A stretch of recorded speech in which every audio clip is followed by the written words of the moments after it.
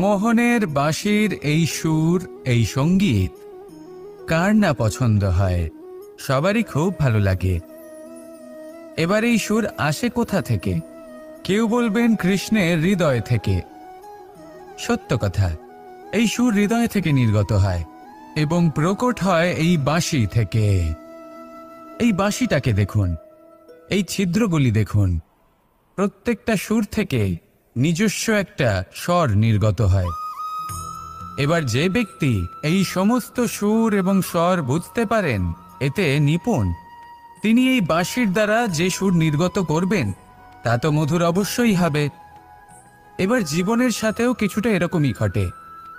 জীবনের কিছু নীতি থাকে, অর্থ, কুটুম্ব এবং আধ্যাত্মিক। যদি জীবনের প্রত্যেকটা মুহূর্ত সুখময় হয় এরকম আপনি চান, তাহলে এই তিনটি নীতিতে আপনাকে নিপুণ হতে হবে। কোনো একটি বিশেষ নীতির প্রতি যদি আপনি বেশি ঝুঁকে পড়েন, তাহলে বাকি দুই নীতি থেকে যা সুখ লাভ করা সম্ভব তা পারবেন না। ধন অর্জন করতে হবে পরিবারের জন্য, পরিবারের সুখ মনের শান্তির জন্য, মনে শান্তির প্রয়োজন মনের শুদ্ধতার জন্য। যখন এই মন শুদ্ধ হবে, জীবন শুদ্ধ হবে, পবিত্র হবে, সুন্দর হবে এবং ভালোবেসে বলবে, রাধা রাধা। আমি রথে যাত্রা করি, তাতে বারবার পথে থামি আর দেখি যে আমি অনুচিত দিকে যাচ্ছি না তো, আমি উচিত পথেই যাচ্ছি তো। কারণটা কি?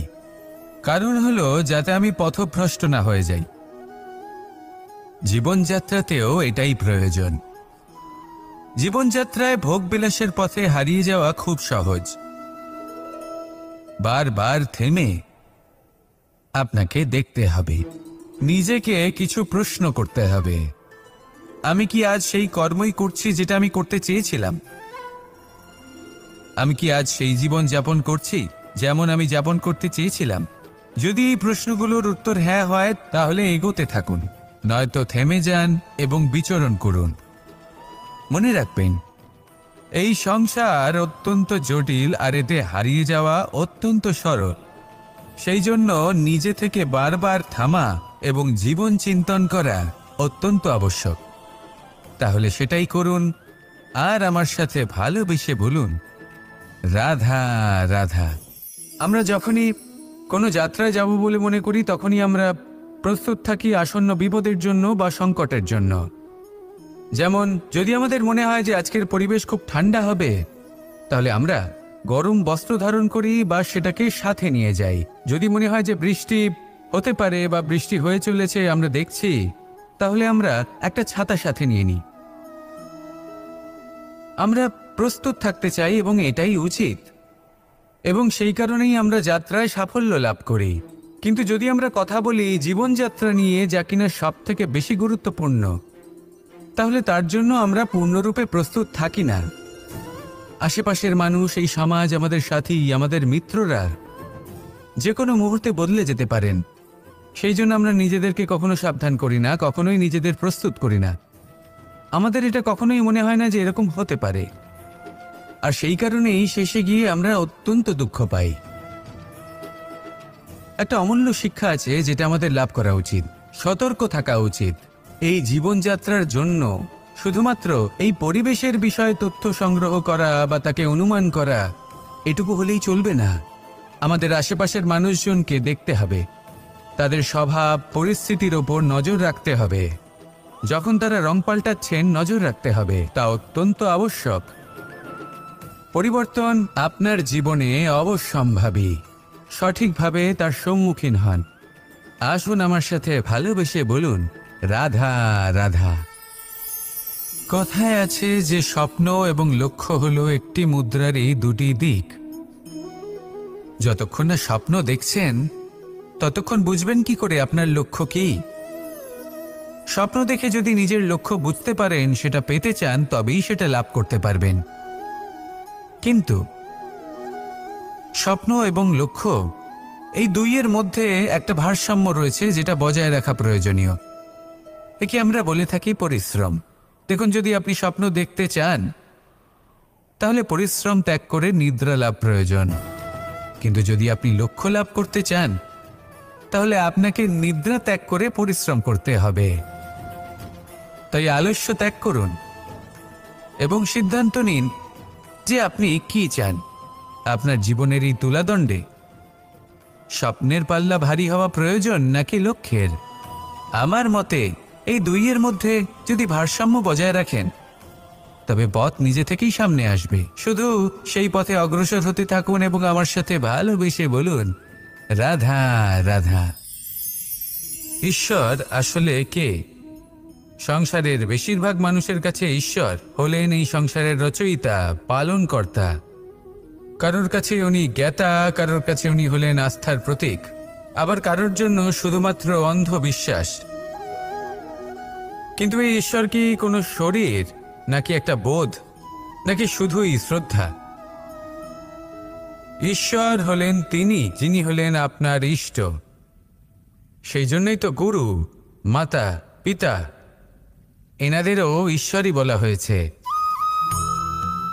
যাদেরকে আমরা ঈশ্বর বলে মনে করি, যারা আমাদের ইষ্ট, তারা আমাদের একটি পথ দেখান, একটি দিকে চালিত করেন। সেই পথে চলে আপনি শুভ কর্ম করতে পারেন। আর যখন কোনো ব্যক্তি তার ঈশ্বরের আদেশ পালন করেন তখন সে নিজে থেকেই শুভ পথে অগ্রসর হয়ে যান। বেশ কয়েকজন মানুষ ঈশ্বরের ওপর আস্থা রাখেন এবং ভাবেন যে অনুচিত কোনো কাজ করা উচিত নয়, ঈশ্বর দেখছেন। ওনারা ভয় পান যে কোনো অনুচিত কর্ম করলে কে জানে তার পরিণাম কি হবে। এমন অনেক ব্যক্তি রয়েছেন যারা ঈশ্বরকে বিশ্বাস করেন এবং জানেন যে ঈশ্বর তাদেরকে দেখছেন। তাই যে যে শুভ কর্ম ওনারা করেছেন তার ফল তারা অবশ্যই পাবেন। এবার আপনি ভয় পেয়ে ঈশ্বরকে বিশ্বাস করবেন নাকি বিশ্বাসের দ্বারা ঈশ্বরকে বিশ্বাস করবেন, সেই সিদ্ধান্ত আপনারই। কিন্তু হ্যাঁ, যদি আপনার মনে ঈশ্বরের জন্য কোনো স্থান থাকে, যদি আপনার কোনো ইষ্ট থাকেন, যদি আপনি কাউকে ঈশ্বর মনে করেন যার প্রত্যেক আদেশ আপনি পালন করে থাকেন, তাহলে বলি ঈশ্বর কখনো আপনাকে অনুচিত পথে চালিত করবেন না। আসুন আমার সাথে ভালোবেসে বলুন, রাধা রাধা। আপনারা সবাই একটা গাছের পাতাকে দেখুন। যতক্ষণ পর্যন্ত গাছের সাথে, মানে গাছের ডালের সাথে জুড়ে থাকে, সে সবুজ থাকে, বাতাসের সাথে সে নড়তে থাকে। যতক্ষণ পর্যন্ত ও সূর্য থেকে পাওয়া রশ্মির শক্তি গাছে পৌঁছে দেয় ততক্ষণ ও ডালের সাথে যুক্ত থাকে। কিন্তু যখন সেই পাতা শুকিয়ে যায় তখন তার কোনো গুরুত্ব থাকে না। সেই পাতা গাছের ডালে এবং বৃক্ষের কাছে বোঝা হয়ে থেকে যায়। এবং এমন এক সময় আসে যখন সেই ডালটি শুকনো সেই পাতাকে পরিত্যাগ করে। এটাই আমরা এই প্রকৃতিতে দেখি এবং এটাই হলো সত্য। আর এটাই আমাদের জীবনে খুব বড় একটা শিক্ষা। যদি আপনিও নিজের জীবনে নিজের আপনজনদের কাছে বোঝা স্বরূপ হয়ে দাঁড়ান, তাহলে তারা আপনাকে যতই ভালোবাসুক না কেন, ওনারা যদি নাও চান, তাহলেও এমন এক দিন আসবে যখন আপনার আপনজন আপনাকে পরিত্যাগ করবে। সেই জন্য সবসময় আত্মনির্ভর হয়ে ওঠার চেষ্টা করুন। নিরন্তর পরিশ্রম করতে থাকুন, কারোর উপর বোঝা হয়ে থাকবেন না, বরং তার সাথে মিলে দায়িত্ব পালন করুন। এমনটা করবেন তাহলে আপনার সম্মানও বজায় থাকবে এবং সম্পর্কের মধ্যে আপনার মূল্যও বজায় থাকবে। আসুন আর আমার সাথে ভালোবেসে বলুন, রাধা রাধা। প্রেম 2.5 অক্ষর, মাত্র 2.5 অক্ষরের এই শব্দ প্রেম, এর মধ্যে ত্রিলোকের এবং সমগ্র ব্রহ্মাণ্ডের বীজ নিহিত আছে। এমন কি আছে যা এই প্রেম করতে পারে না? যেখানে শক্তি এবং বিদ্যা প্রয়োগ করে আপনি কিছুই করতে পারবেন না, সেটাও প্রেম দ্বারা অর্জন করা সম্ভব। প্রেম চাইলে পাথরেও ফুল ফোটাতে পারে।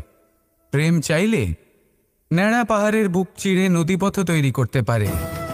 চাইলে নিরক্ষর ব্যক্তিকে সংসারের শ্রেষ্ঠ জ্ঞানী করে তুলতে পারে। শুধুমাত্র এই প্রেমের জন্য সবার দুষ্টু কানাই ঘনশ্যাম হয়ে উঠেছিল। শুধুমাত্র এই প্রেমের টানেই ত্রিলোকের স্বামী দ্বারকাধীশ নির্ধন সুদামার পদসেবাও করেছিলেন। এই প্রেম হলো সংসারের সবথেকে বড় শক্তি। এই সংসারের আধার হলো প্রেম। এমন কিচ্ছু নেই যা এই প্রেমের পক্ষে সম্ভব নয়। যেখানে বিদ্যা এবং শক্তি সাহায্য করতে পারে না, সেখানে এই প্রেম আপনাকে জয়ী করে দিতে পারে। তাহলে আসুন আর আমার সাথে ভালোবেসে বলুন, রাধা রাধা। মানুষের এই জীবন, মানুষ জন্ম নেয়, একটা নির্দিষ্ট সময়ের পরে এই সংসার ত্যাগ করে চলেও যায়। এবার শুধু এটাই আবশ্যক নয় যে এই জীবনকালকে আপনি যাপন করবেন, শুধু এটাই গুরুত্বপূর্ণ নয়।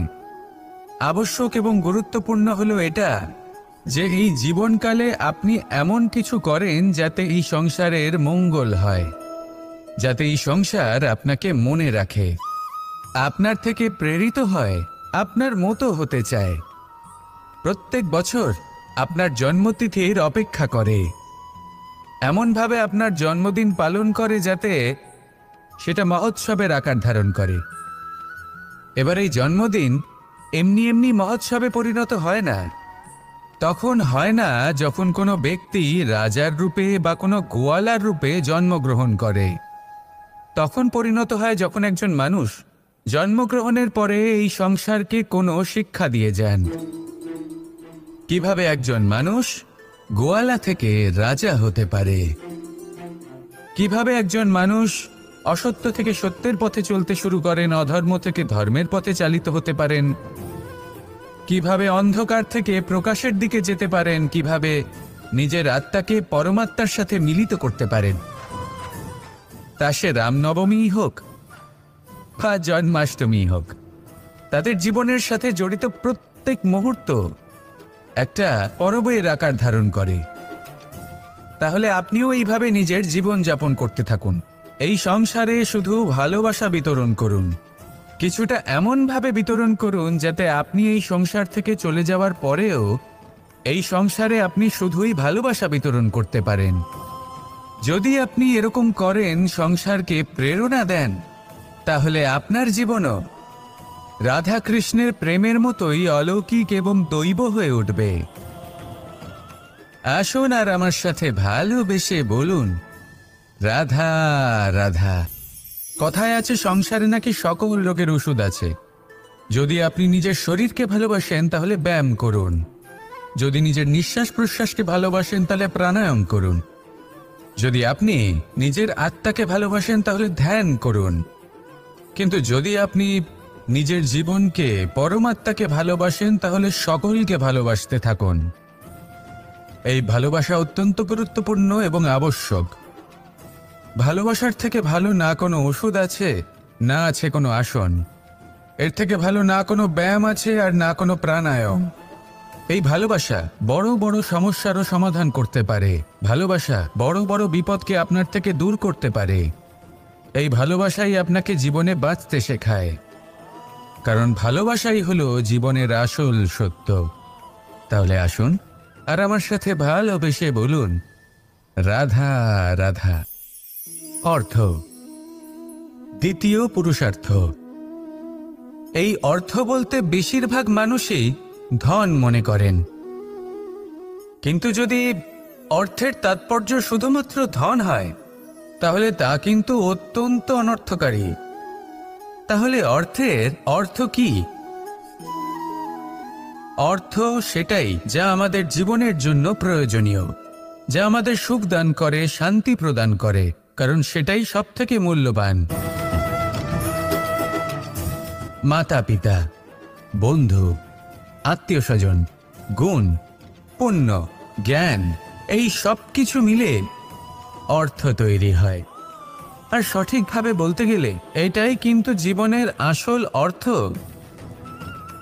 তাহলে আসুন আমার সাথে ভালোবেসে বলুন, রাধা রাধা। দিশা আমাদের পথ প্রদর্শন করে, আর আমরা এই দিশার মধ্যেও পবিত্র অপবিত্র, শুভ অশুভ জিনিস খুঁজে পাই। কিন্তু প্রশ্ন হলো এটাই যে সত্যি কি এই দিশা পবিত্র বা অপবিত্র হয়, শুভ বা অশুভ হয়? সত্যি কথা বলতে দিশা শুধুই একটা দিক মাত্র, কিন্তু সেই দিকে যে ব্যক্তি থাকেন তার কর্ম হয় শুভ হয়, নয় অশুভ হয়। যেমন ধরুন সূর্য। সূর্য, যাকে ছাড়া আমাদের জীবন চলতে পারে না, উনি উদিত হন পূর্ব দিক থেকে। এবং এই কারণে সূর্য মহান নন বা পবিত্র নন যে উনি পূর্ব দিক থেকে উদিত হন। উনি এই কারণে মহান কারণ উনি আমাদের সকলকে প্রকাশ প্রদান করেন। এবং পূর্ব দিক এই কারণে মহান কারণ সেদিক থেকে সূর্যোদয় হয়। এবার সূর্যাস্ত হয়ে থাকে পশ্চিম দিক থেকে, আর তাই বেশিরভাগ মানুষ পশ্চিমকে অশুভ মনে করেন, অপবিত্র মনে করেন। সেখানেই যদি আমি উত্তর এবং দক্ষিণের কথা বলি তাহলেও সেই একই ব্যাপার। উত্তর দিকে যদি আমরা কখনো যাত্রা করতে চাই তাহলে আমরা নিঃসংকোচে কোনো ভাবনা চিন্তা ছাড়াই যাত্রা করতে পারি। সেখানেই দক্ষিণ দিকে যদি আমরা যাত্রা করতে চাই তাহলে আমরা শুভ মুহূর্ত খুঁজি। কারণটা কি? কারণ উত্তর দিকে হিমালয় পর্বত আছে, যেখানে আমরা জড়িবুটি খুঁজে পাই, যেখান থেকে পবিত্র নদী প্রবাহিত হয়। সেখানেই দক্ষিণ দিকে আছে বিশাল নোনা জলের সাগর। এমন একটা স্থানও আছে যেখানে লঙ্কাপতি রাবণ থাকতেন। আর হয়তো এই সকল কর্মের কারণেই আমাদের দৃষ্টিভঙ্গি এমন হয়ে গেছে। তাই আপনার কর্ম সবসময় যথাসম্ভব শ্রেষ্ঠ রাখুন, কারণ আপনার কর্ম শুধু আপনার জন্যই নয়। আপনি যেখানে আছেন, আপনার কুল, আপনার স্থান, আপনার দিশা, এই সব কিছুর ওপর তার প্রভাব পড়বে। তাই সবসময় শুভ কর্ম করুন এবং আমার সাথে ভালোবেসে বলুন, রাধা রাধা। কখনো কোনো বৃক্ষকে দেখেছেন? এই ধরিত্রী থেকে ততটুকুই জল নেয় যতটুকু তার প্রয়োজন। কোনো প্রাণীকে দেখুন, এই প্রকৃতি থেকে ততটুকুই খাবার গ্রহণ করবে যতটুকু তার খিদে রয়েছে। খিদে মিটে গেলে আর খাবে না। এবার মনুষ্যকে দেখুন, সে নিজের জীবনে যা কিছু পেয়েছে, বস্তু, ধন, খাবার, শক্তি, প্রয়োজনের থেকে অনেক বেশি লাভ করার চেষ্টা করে থাকে। প্রয়োজনের থেকে বেশি যদি